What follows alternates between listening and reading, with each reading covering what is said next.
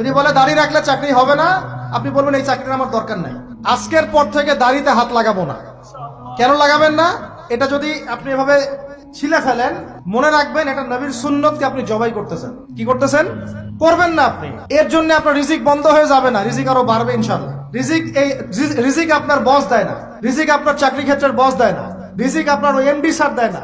ওই এমডি স্যারের মতো কোটি কোটি এমডি স্যারকে খাওয়ান আল্লাহ পাক। কথা বুঝতে পারেন নাই? যদি বলে দাড়ি রাখলে চাকরি হবে না, আপনি বলবেন এই চাকরির আমার দরকার নাই, আমি শশা বিক্রি করে খাবো, আমি মুদির দোকানদারি করে খাবো, আমি ছোট্ট উদ্যোক্তা হয়ে খাবো, তাও ভালো, দাড়ি তাও শেভ করবো না ইনশাআল্লাহ।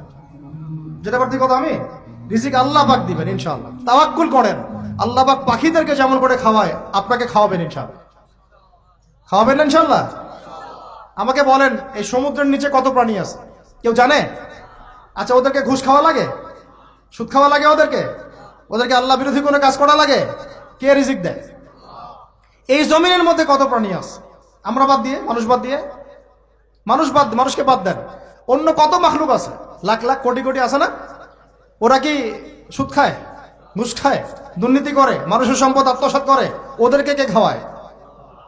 শুধু মানুষ আর জিন, এই দুইটা জাতি আছে যারা নিজেদেরকে মনে করে আমরাই রিজিকের মালিক। নাউজুবিল্লাহ।